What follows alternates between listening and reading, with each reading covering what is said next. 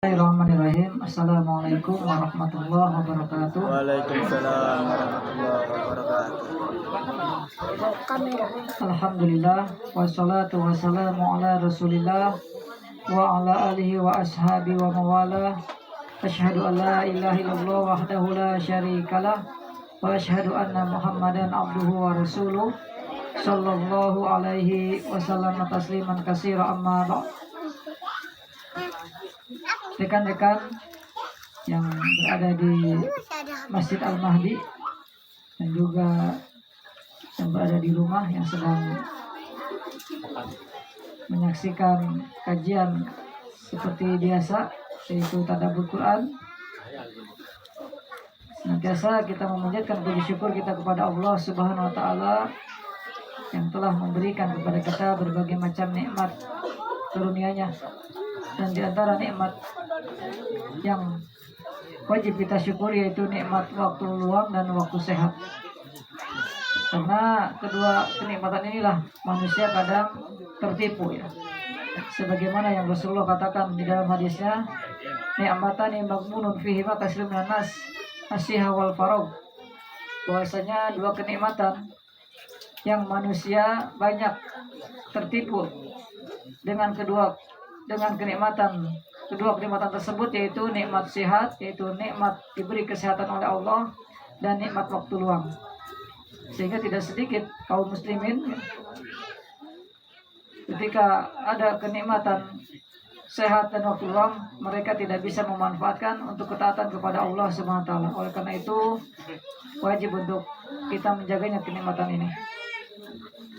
Dan juga salawat serta salam senantiasa kita limpah curahkan kepada junjungan Nabi kita Muhammad Sallallahu Alaihi Wasallam, dan juga kepada para keluarganya, para sahabatnya, dan orang-orang yang mengikuti mereka hingga hari kiamat.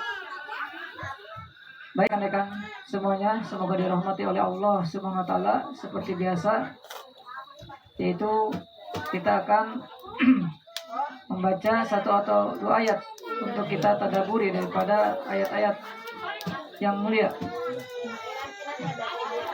Pada kesempatan tadabbur kali ini saya akan membacakan ayat daripada surat At-Taghabun, yaitu ayat ke-11, 12 dan 13. Semoga dimudahkan oleh Allah Subhanahu wa taala. A'udzu billahi minasyaitonir rajim. Ma asaba min musibatin illa biidznillah wa may yu'min billahi yahdi qalbah wallahu bikulli syai'in alim. Wa atiullaha wa atiur rasul fa in tawallaitum fa innama ala rasulikal balaghul mubin. Allahu la ilaha illahu wa 'alallahi falyatawakkalul mu'minin. Allah Subhanahu wa taala menyatakan di dalam ayat yang mulia ini, dan ini merupakan di antara kekuasaan Allah Subhanahu wa taala, yang artinya tidak ada suatu musibah yang menimpa seseorang kecuali dengan izin Allah taala. Dan barang siapa beriman kepada Allah, niscaya Allah akan memberi petunjuk kepada hatinya, dan Allah Maha mengetahui segala sesuatu.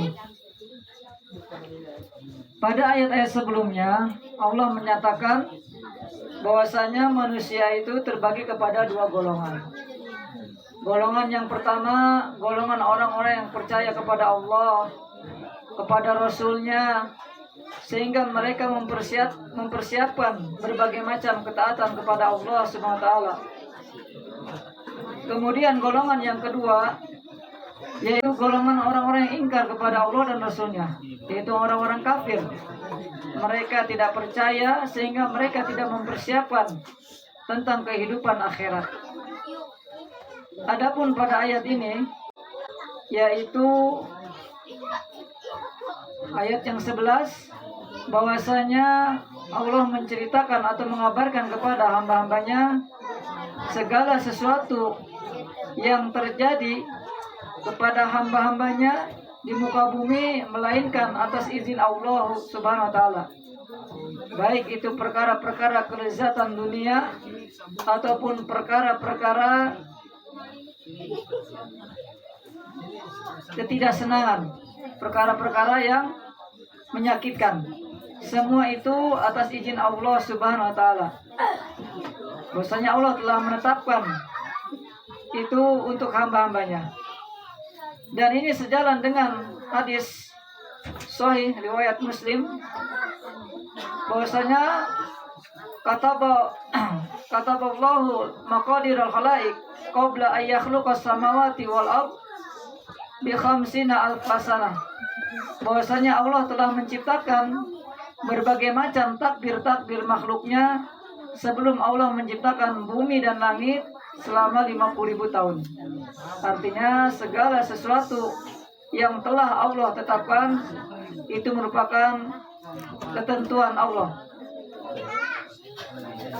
Ini yaitu masalah takdir ya. Di sana ada perbedaan qadar dan qada. Kalau qadar istilahnya takdir ya. Kalau qadar itu ketentuan Allah yang telah Allah tetapkan dalam ilmu Allah ketika zaman azali, sehingga Allah mengetahui ya bagaimana akan terjadi, kapan waktunya terjadi, dan siapa pelakunya. Allah mengetahui. Seperti contoh misalkan Allah menetapkan bahwasanya si A lahir tahun 2000, dan Allah juga menetapkan atau mentakdirkan di dalam ilmu Allah, yaitu di zaman azali, bahwasanya si A tersebut mati atau meninggal pada tahun 2075. Ini takdir ya, yaitu ketentuan yang Allah tetapkan dalam ilmu Allah ketika zaman azali sebelum terjadinya. Sedangkan qada yaitu perwujudan daripada takdir Allah Subhanahu wa taala. Misalkan si A betul-betul lahir pada tahun 2000 dan kemudian meninggal pada tahun 2075. Ini namanya qada, ketetapan atau perwujudan daripada takdir yang telah Allah tetapkan ketika di zaman azali atau di Lauhul Mahfuz. Atau misalkan di sini saya ambil contoh ya. Boleh nggak ambil contoh nih? Misalkan Mas Fatur ya, sudah persiapan ya, dengan berbagai macam persiapan, menyukai seorang gadis, misalkan Zainab. Ada Zainab di situ. Maksud hati dari rumah ingin melamarnya gitu, mendatangi orang tuanya ya. Sudah memakai kemeja style, kemudian peci merahnya itu ya.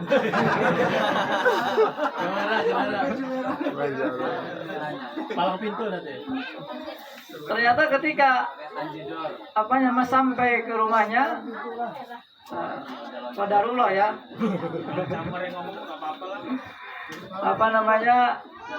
Orang tuanya Zainab tersebut tidak merestuinya.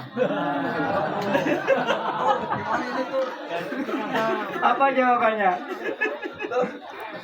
Qadarullah gitu. Disebutkan di dalam surat Al-Isra ayat 18. Man kana yuridul ajilata, ya, terus fajalna lahu ma fiha ma nasya'u lima yurid. Bahwasanya barang siapa yang menginginkan kehidupan sekarang, kehidupan dunia, maka Allah akan segerakan. Dan Allah menetapkan padanya bagi orang yang dikehendaki dan siapa yang dikehendaki. Artinya di sini Allah belum mengkehendaki Mas Fatur untuk berjodoh dengan Zainab. Contoh ya. Kalau saya contohkan secara wakilnya takutnya nanti kesemsem. Akhirnya nanti malam mimpi ini mubasyirat.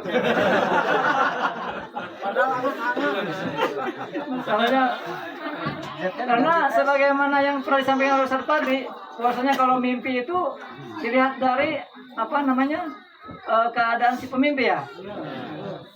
Seperti itu. Kemudian pada ayat selanjutnya, wa atiullah wa atiur rasul fa in tawallaitum fa innama ala rasulina balagul mubin. Dan taatilah Allah dan taatilah Rasul.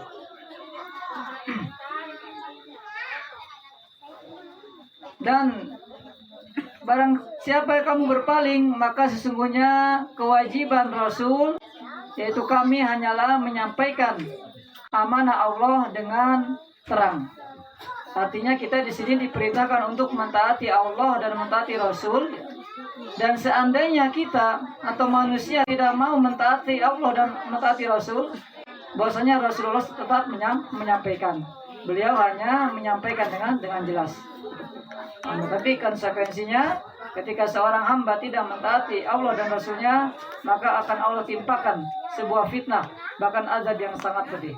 Sebagaimana yang Allah nyatakan di dalam ayatnya, "Falyahdharil ladzina an amri antusibahum fitnah atau adzabun alim." Maka hendaklah hati-hati orang yang menyelisih perintahnya, yaitu perintah Allah atau perintah Rasul, akan ditimpakan fitnah. Sebagai ulama seperti Al-Imam Ahmad bin Hanbal menyatakan fitnah di sini adalah penyimpangan, kesyirikan, atau azab yang sangat pedih. Ini konsekuensi daripada orang yang tidak mau mentaati Allah dan Rasulnya. Kemudian ayat selanjutnya, Allahu la ilaha illa huwa wa 'alallahi falyatawakkalul mu'minin. Dialah Allah, tidak ada ilah yang berhak diibadahi selain Dia, dan hanya kepada Allah bertawakal bagi orang-orang yang beriman. Ini menunjukkan bahwasanya orang-orang beriman senantiasa menyandarkan segala urusannya hanya kepada Allah Subhanahu wa taala.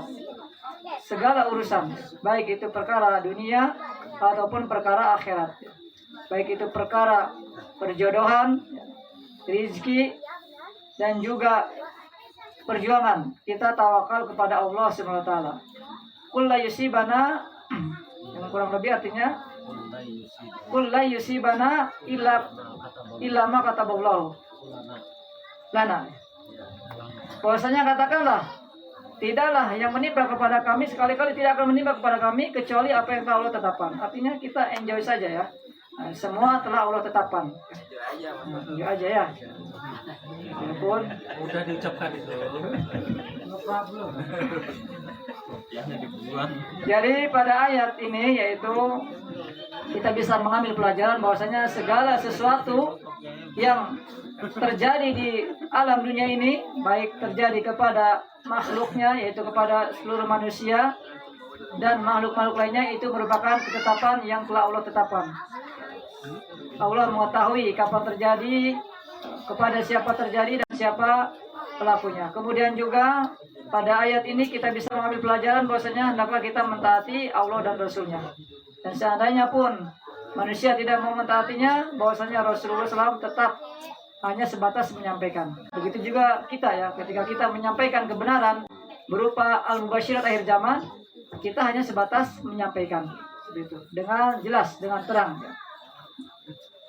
Dan juga bahwasanya hendaknya kita menggantungkan atau bertawakal kepada Allah SWT dalam segala urusan. Terlebih-lebih urusan dalam berdakwah. Kita bergantung hanya kepada Allah SWT. Semuanya Allah beri kemudahan dan pertolongan oleh Allah SWT.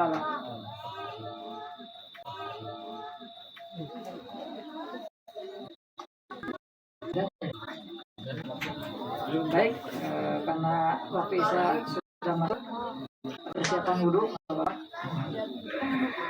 kita cukupkan sampai di sini. Mudah-mudahan apa yang sedikit kita sampaikan bermanfaat terus untuk saya pribadi, untuk menambah kekuatan iman kita bahwasanya Allah Maha Kuasa atas segala sesuatu, dan segala sesuatu telah Allah tetapkan. Dan juga hendaknya kita berusaha mentaati Allah dan Rasulnya dari seluruh perkara-perkara yang diperintahkan, dan juga menjauhi perkara-perkara yang dilarang.